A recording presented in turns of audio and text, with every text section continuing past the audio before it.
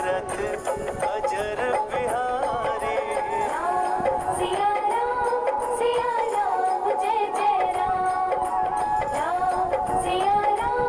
सिया राम जय जय राम। नमस्कार सुधी एवं गुणीजनों, मैं कुसुम शर्मा श्रीमद् वाल्मीकि रामायण के 96वें एपिसोड में आप सभी का स्वागत करती हूँ, अभिनंदन करती हूँ। साथियों, श्री राम किस अर्थ में मर्यादा पुरुषोत्तम हैं? इस अर्थ को समझने के लिए हम स्वामी श्री आत्मानंद जी के द्वारा लिखे गए एक लेख का परिचय यहाँ पर लेते हैं।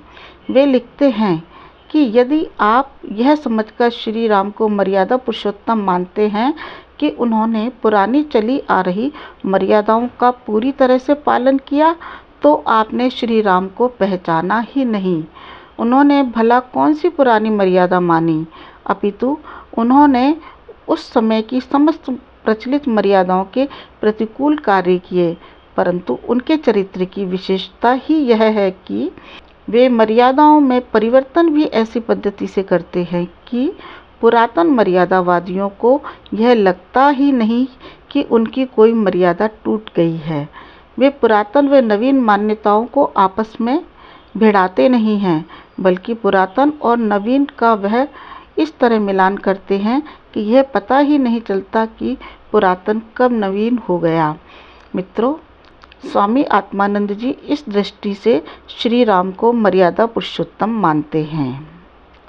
Friends, to understand the meaning in which Sri Ram is Maryada Purushottam, we take the introduction of an article written by Swami Shri Atmanand Ji. He writes that if you consider Sri Ram as Maryada Purushottam, thinking that he followed his old norms completely, then you have not recognized Sri Ram. Which old norms did he follow? Rather, he did things against all the prevalent norms of that time. But the speciality of his character is that he changes the norms in such a way that the old norm believers do not feel that any of their norms have been broken. He does not pit the old and the new beliefs against each other. Rather, he matches the old and the new in such a way that it is not known when the old became new. Friends, Swami Atmanand Ji considers Sri Ram as Maryada Purushottam from this point of view. साथियों, episode पर आती हूँ। जब रावण ने देखा कि हनुमान जी राक्षसों के दरबार में बिल्कुल निशंक खड़े हैं और बहुत रोष से देख रहे हैं, तब रावण ने अपने मन में सोचा कि कहीं कैलाश पर्वत पर वास करने वाले शंकर भगवान ही तो नहीं पधारे हैं। इसके बाद प्रहस्त मंत्री से ये कहा कि पूछो ये वानर कहाँ से आया है, राक्षसों को मारने का इसका क्या उद्देश्य है, इसने अशोक वाटिका को क्यों उजाड़ा। तब प्रहस्त ने हनुमान जी से इस प्रकार कहा, वानर तुम घबराओ नहीं, धैर्य धारण करो, तुम्हें डरने की जरूरत नहीं है।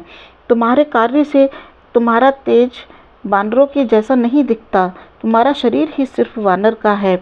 बस तुम सिर्फ ये बता दो इस नगर में आने का तुम्हारा क्या उद्देश्य है। तब रावण से हनुमान जी ने इस प्रकार कहा कि मैं किसी का दूत नहीं हूँ, मैं न इंद्र का, न यम का, वरुण का, किसी का दूत नहीं हूँ।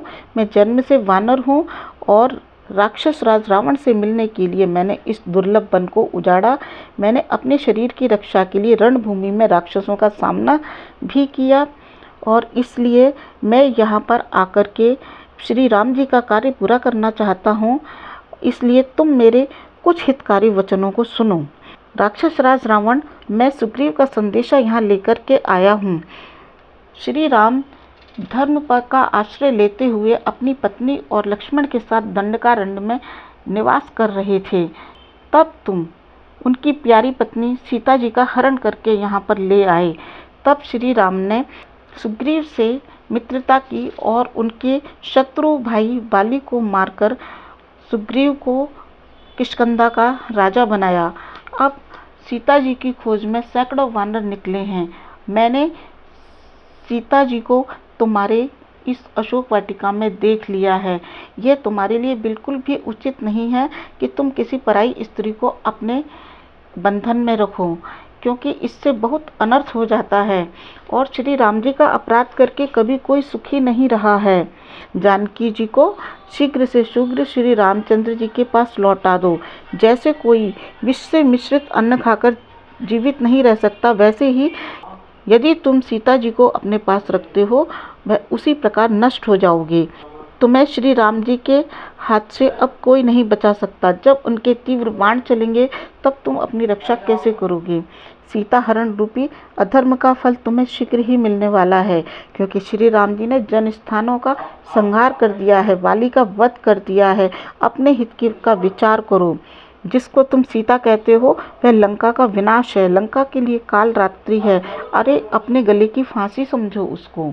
इस समूची प्रजा को, लंका को मृत्यु के मुख में मत झोंको। श्री रामचंद्र जी चराचर जगत के स्वामी हैं। वह श्री विष्णु के समान पराक्रमी हैं। युद्ध में उनके सामने कोई भी नहीं टिक सकता।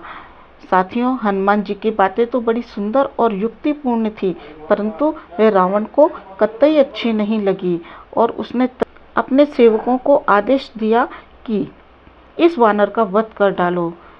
वहीं पर विभीषण जी भी उपस्थित थे।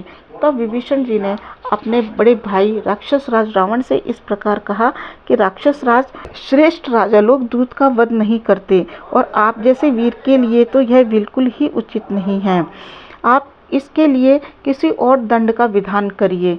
दूत कहीं किसी समय भी वध करने योग्य नहीं होता, इसे उचित बताया ही नहीं गया है। आपकी बुद्धि तो धर्म में स्थित है और अर्थ की शिक्षा से युक्त है, तो इसलिए आप सीधे सीधे शत्रु को ही नष्ट करने के बारे में विचार करिए। इस वानर को मारने में मुझे कोई लाभ नहीं दिखता है।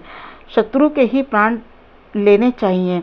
दूत तो सदा पराधीन होता है, वह तो वध के योग्य होता ही नहीं है। जब रावण के छोटे भाई महात्मा विभीषण ने इस प्रकार देश काल के अनुसार उपयुक्त बातें कही तो दशानन ने कहा, ठीक है विभीषण, तुम्हारा कहना बहुत उत्तम है। दूत के वध की तो निंदा ही की गई है, तो इसे कोई दूसरा दंड अवश्य देना चाहिए। बानरों को अपनी पूंछ बड़ी प्यारी होती है, यह पूंछ इनका आभूषण होती है, अतः जल्दी से जल्दी इसकी पूंछ जला दो।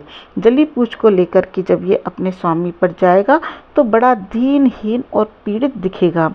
फिर राक्षस राज रावण ने सभी राक्षसों को आज्ञा दी कि हे राक्षसों, इस वानर की पूंछ में आग लगाकर इसे सड़कों और चौराहे पर समूची लंका नगरी में घुमाओ। साथियों, श्रीमद् वाल्मीकि रामायण का यह एपिसोड यहीं पर पूरा होता है। मैं अपनी वाणी को विराम देती हूँ। आप मेरे साथ बने रहे, इसके लिए आपको बहुत बहुत धन्यवाद। जय श्री राम, जय श्री राम, जय भारत, जय भारत।